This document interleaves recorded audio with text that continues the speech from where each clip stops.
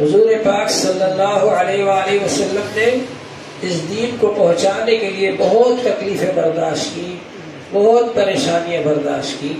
صحابہ کرام نے بھی بہت تکلیفیں برداشت کی، بہت پریشانیاں برداشت کی، لیکن یہ سب حضرات اس دین کو اپنے سینے سے لگائے رہے اور خود بھی عمل کرتے رہے اور دوسروں کو بھی اس کی تعلیم دیتے رہے. اس طرح سے یہ دین ہم تک پہنچا ہے. انسان اللہ کا پیدا کیا ہوا ہے، انسان اپنے خالق اور مالک کو پہچانے اور اس کے حکم کے مطابق زندگی گزارے، یہ ہے دین اسلام. اللہ تبارک و تعالی نے انسان کو بنایا ہے اور اللہ تعالی کو معلوم ہے کہ یہ کون سے کام کرے گا تو اس کو فائدہ ہوگا، اس کی صحت میں، تندرستی میں، زندگی میں، سماج میں، وہ کام کرنے کا اللہ نے حکم فرمایا. اور اللہ تعالیٰ کو معلوم ہے کہ یہ کون سے کام کرے گا تو اس کے لیے نقصان دہ ہوگا، اس کی صحت میں، تندرستی میں اور سماج میں، تو ان کاموں سے اللہ تعالیٰ نے منع فرمایا، ان سے بچنا ضروری ہے. یہ ہے دین. دین پر عمل کرنا ضروری ہے. انسان جتنا زیادہ اللہ کے قریب ہوتا چلا جائے گا اتنا ہی زیادہ اللہ تعالیٰ کا محبوب بنتا چلا جائے. حضرت شاہ ولی اللہ دہلوی رحمۃ اللہ علیہ نے لکھا ہے کہ پاکی حاصل کرنے سے بھی اللہ کا قرب حاصل ہوتا ہے، آدمی اللہ کے قریب ہو جاتا ہے. وضو کرنے سے بھی گناہ دھلتے، غسل کرنے سے بھی گناہ دھلتے اور آدمی اللہ کے قریب ہوتا چلا جاتا ہے. اور حدیث پاک میں آتا ہے کہ آدمی برابر اللہ کا قرب حاصل کرتا رہتا ہے، برابر اللہ کا قرب حاصل کرتا رہتا ہے، اور سب سے زیادہ قرب وہ فرائض کے ذریعے سے ہوتا ہے. فرائض ادا کرنے سے اللہ تعالیٰ بہت زیادہ خوش ہوتے ہیں، اور اس کے بعد نوافل کے ذریعے بندہ اللہ کے قریب ہوتا چلا جاتا ہے، اللہ کے قریب ہوتا چلا جاتا ہے. حتیٰ كنت سمعه الذي يسمع به، یہاں تک کہ میں اس کے کان بن جاتا ہوں جن سے وہ سنتا ہے، اور میں اس کی آنکھیں بن جاتا ہوں جن سے وہ دیکھتا ہے، میں اس کے ہاتھ بن جاتا ہوں جن سے وہ پکڑتا ہے، میں اس کے پیر بن جاتا ہوں جن سے وہ چلتا ہے. یعنی اللہ تبارک و تعالی سے بندہ اتنا قریب ہو جاتا ہے کہ اس کا چلنا پھرنا، اٹھنا بیٹھنا، بولنا، کھانا پینا، یہ سب اللہ کے حکم کے مطابق ہو جاتے، حضور پاک صلی اللہ علیہ وسلم کے طریقے کے مطابق ہو جاتے. تو پھر اللہ تبارک و تعالی اس کو اپنا بنا لیتے ہیں. گفتہ اللہ بوت گرچہ از حلقوم عبداللہ بوت، اس کی کہی ہوئی بات اللہ کی کہی ہوئی بات ہوتی ہے، اگرچہ وہ بندے کے حلق سے نکلتی لیکن وہ اللہ کی کہی ہوئی بات ہوتی. ایک بزرگ کے پاس ایک صاحب آئے، بچے کو لے کر کہا صاحب اس میں دم کر دیجئے، اس کی طبیعت خراب ہے. انہوں نے کہا بھائی میں تو اس قابل نہیں ہوں کہ دم کروں اور میرے دم کرنے سے فائدہ ہو جائے. جب وہ کہہ کر الگ ہوئے اللہ تعالیٰ نے الہام کیا تو کون ہوتا ہے، تیری کیا حیثیت ہے؟ ارے کرنے والے تو ہمیں، تو دم کر دیتا، ہم شفا دے دیتے. تو اب وہ بزرگ واپس آئے، اس آدمی کو بلایا، ارے بھائی آ جاؤ آ جاؤ، مامی کنیم مامی کنیم. اب وہ مامی کنیم اللہ کا کلام تھا جو اللہ نے ان کو الہام کیا تھا کہ ہم ہیں کرنے والے. اب وہ اپنی زبان سے کہہ رہے ہیں مامی کنیم. اب باہر سے سننے والا سوچتا ہے کہ یہ تو خدائی کا دعویٰ کر رہے ہیں، کہہ رہے ہیں مامی کنیم ہم ہیں کرنے والے. وہ تو اللہ کا کلام ہے جو ان کے دل میں ڈالا گیا. چنانچہ انہوں نے بلایا اور بچے پر دم کیا اور اللہ نے شفا دی. تو بہرحال انسان جب اللہ کے قریب ہوتا ہے تو اللہ تعالیٰ اس کو بلند مقام عطا فرما دیتے ہیں. لیکن یہ قرب کہاں سے ملے گا؟ قرب حاصل کرنے کا ایک ذریعہ تو ہے اللہ کا ذکر. ذکر جتنا زیادہ ہو سکے کیا جائے، اور ذکر کے ہی یہ فائدے ہیں کہ انسان اللہ کے قریب ہو جاتا ہے. اور ذکر کو اللہ تعالیٰ نے اتنا آسان کر دیا کہ نماز کے علاوہ بھی آپ ذکر کر سکتے ہیں، بیٹھ کر بھی کر سکتے ہیں، کھڑے ہو کر بھی کر سکتے ہیں، لیٹ کر بھی کر سکتے ہیں، وضو سے بھی کر سکتے ہیں، بغیر وضو کے بھی کر سکتے ہیں. جو چیز جتنی زیادہ ضروری ہوتی ہے نا اس کو اتنا ہی زیادہ عام کر دیا جاتا ہے. یہ سانس لینا آپ کے لیے بہت ضروری ہے زندہ رہنے کے لیے. اللہ تعالیٰ نے ہوا کو، آکسیجن کو عام کر دیا سب کے لیے، ہر آدمی کے لیے فری ہے، کسی سے پیسے نہیں لیے جاتے سانس لینے کے. اللہ نے سب جگہ ہوا پہنچا دی سانس کے لیے کہ آپ سانس لے سکتے. تو ذکر کو اللہ تعالیٰ نے بہت آسان کر دیا، لیکن اس کے سیکھنے کا طریقہ ہے. بزرگوں سے سیکھ کر اور ان کی نگرانی میں کیا جائے تو اس سے فائدے ہوتے ہیں، اور کوئی بھی کام اگر بغیر سیکھے کیا جائے تو اس کی وجہ سے بہرحال نقصانات ہو سکتے. تو بزرگوں سے ذکر سیکھنے کا طریقہ یہ خانقاہی لائن ہے، اس سے جڑنا چاہیے. ذکر کریں گے اللہ کا قرب حاصل ہوگا. تو میں یہ کہہ رہا تھا کہ حضرت شاہ ولی اللہ دہلوی رحمۃ اللہ علیہ نے لکھا ہے کہ استنجا کرنے سے، وضو کرنے سے، غسل کرنے سے بھی اللہ کا قرب حاصل ہوتا ہے، کیونکہ گناہ دھلتے ہیں، نجاست دھل جاتی ہے اور آدمی اللہ کے قریب ہو جاتا ہے. ایسی نماز پڑھنے سے اللہ کا قرب حاصل ہوتا ہے. حدیث پاک میں آتا ہے ان العبد اذا صلى يناجي ربه، بندہ جب نماز پڑھتا ہے تو اپنے رب سے سرگوشی کرتا ہے، بات چیت کرتا ہے.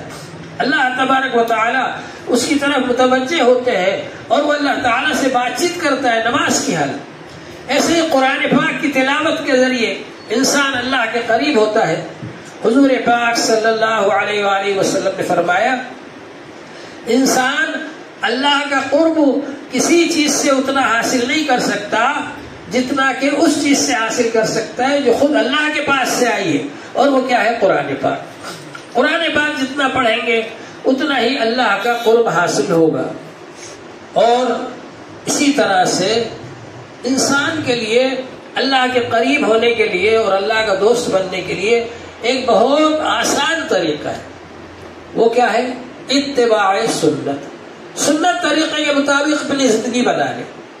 حضور صلی اللہ علیہ وسلم کیسے چلتے تھے، کیسے پھرتے تھے، کیسے بیٹھتے تھے، کیسے اٹھتے تھے، کیسے کھاتے تھے، کیسے پیتے تھے. ایک تو سنت عبادت ہے، وہ تو کرنا ہی ہے، اور ایک سنت عادت، یعنی حضور صلی اللہ علیہ وسلم نے کون سا کام کس طریقے سے کیا، ان کو بھی اگر آدمی کر لے تو وہ اللہ کا محبوب بہت جلدی بن سکتا ہے. اس لیے کہ اللہ تبارک و تعالی نے فرمایا قل ان کنتم تحبون اللہ، آپ کہہ دیجئے اگر تم یہ دعویٰ کرتے ہو کہ ہم اللہ سے محبت رکھنے والے ہیں فاتبعونی، تو حضور صلی اللہ علیہ وسلم کے طریقے پر چلو، حضور صلی اللہ علیہ وسلم کی سنتوں کا اتباع کرو. اگر تم یہ کرو گے یحببکم اللہ، سنت کے مطابق زندگی گزارنے والے سے اللہ خود محبت کرنے لگے گا. اور جب اللہ محبت کرنے لگیں گے تو پھر کیا کمی؟ یحببکم اللہ ویغفر لکم ذنوبکم، اور تمہارے گناہوں کو معاف فرما دیں گے. آپ نے سنا ہوگا کہ فرعون نے جب جادوگروں کو بلایا تھا تو جادوگر آئے، 10,000 جادوگر اکٹھے ہو گئے حضرت موسیٰ علیہ السلام کا مقابلہ کرنے. اور ادھر 2 آدمی، حضرت موسیٰ علیہ السلام اور حضرت ہارون علیہ السلام. اور ان جادوگروں نے اپنی لاٹھی اور رسی کو پھینکا.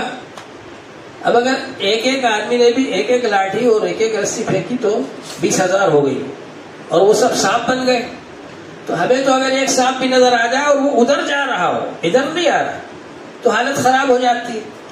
تو جب موسیٰ علیہ السلام کی طرف وہ 20,000 سانپ لپکے ہو گئے تو ان کا کیا حال بنا ہوگا؟ تو ان کے دل میں بھی انسانی تقاضے کے مطابق تھوڑا سا خوف پیدا ہوا. اللہ تعالیٰ نے فرمایا لا تخاف، ڈرنے کی کوئی ضرورت نہیں، آپ کے پاس جو لاٹھی ہے آپ بھی اس کو پھینک دی. حضرت موسیٰ علیہ السلام نے وہ لاٹھی جب پھینکی وہ بھی سانپ بن گیا، اور ایسا سانپ بن گیا ان سب کو نگل لیا. اب عام طور پر تو لوگ یہ سمجھتے ہیں کہ جتنے 20,000 سانپ تھے سب کو نگل گیا، لیکن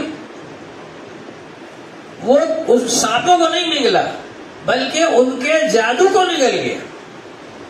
جو جادوگروں نے جادو کیا تھا اور جادو کے ذریعے سے وہ لاٹھیاں اور رسیاں سانپ معلوم ہو رہی تھی، میدان کے اندر گھومتی پھر رہی تھی، ان کے اس جادو کو نگل گیا.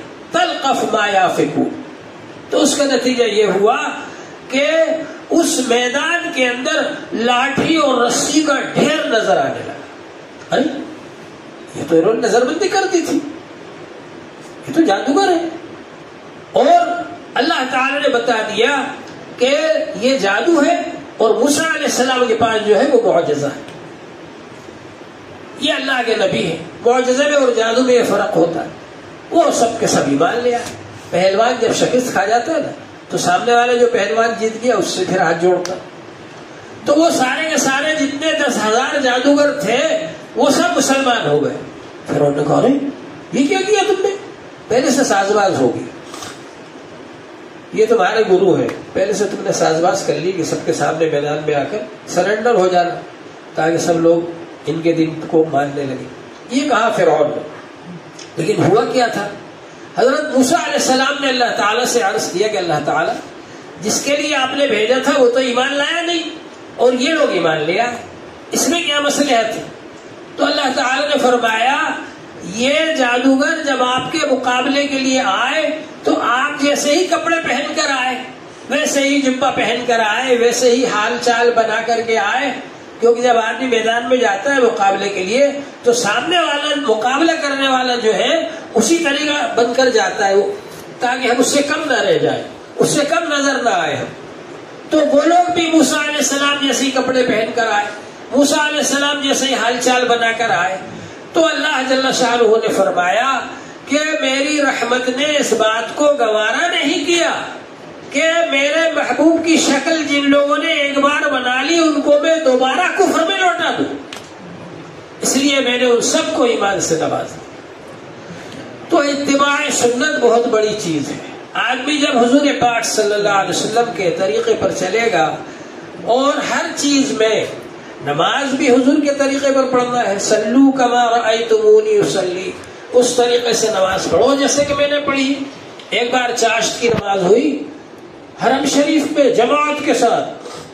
حضرت عبداللہ بن عمر رضی اللہ عنہ دیوار سے پیٹ لگا بیٹھے رہے, شریک نہیں ہوئے اس میں, جماعت کے ساتھ چاشت کی نماز. لوگوں نے کہا آپ کیسے صحابی, چاشت کی نماز ہو رہی جماعت سے آپ شریک نہیں ہوتے؟ کہا یہ سنت کے خلاف ہے. حضور صلی اللہ علیہ وسلم نے اور صحابہ نے کبھی نہیں پڑھی چاشت کی نماز جماعت سے, یہ لوگ پڑھا ہے, میں تو نہیں شریک ہوتا. ایسے لوگوں سے یہ دین اصلی شکل میں آج ہم تک پہنچا ہے. تو بہرحال سنت کے مطابق ہوگا. عمل صالح کی ایک شرط یہ ہے کہ اخلاص کے ساتھ ہو, ایک شرط یہ ہے کہ سنت کے مطابق ہو. اگر اخلاص کے ساتھ میں نہیں ہوگا تو وہ کام اللہ کے قبول ہی نہیں ہوگا. من صلی یرائی فقد اشرک, دکھاوے کے لیے نماز پڑھی شرک کیا. ومن تصدق یرائی فقد اشرک, دکھاوے کے لیے صدقہ دیا شرک کیا. ومن صام یرائی فقد اشرک, دکھاوے کے لیے روزہ رکھا شرک کیا.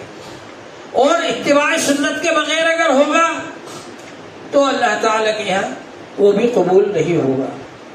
سنت کے مطابق جو کام ہوتا ہے اللہ تبارک و تعالیٰ کے یہاں وہ کام قبول ہوتا ہے. ایک بزرگ تھے, انہوں نے نماز پڑھی آنکھیں بند کر کے نماز پڑھ رہے, باقی بزرگ تھے وہ. اس کے بعد انہوں نے مراقبہ کیا اور اس نماز کو دیکھا کہ کس شکل میں ہے. تو ان کی وہ نماز بہترین شکل میں تھی لیکن اندھی تھی. تو انہوں نے اللہ تعالیٰ سے پوچھا کہ اللہ تعالیٰ میں نے اتنے خشوع خضوع کے ساتھ, اتنے دل لگا کر حضور قلبی کے ساتھ نماز پڑھی اور یہ تو اندھی ہے. تو اللہ تعالیٰ نے جواب دیا ہمارے پیارے نبی صلی اللہ علیہ وسلم کا طریقہ آنکھیں کھول کر نماز پڑھنے کا ہے. تم نے سنت کے خلاف نماز پڑھی. اگر تم سنت کے مطابق نماز پڑھتے تمہاری نماز آنکھوں والی ہوتی. تو سنت کے بغیر اللہ کے یہاں کوئی عمل قبول نہیں ہے, سنت کے مطابق ہونا چاہیے.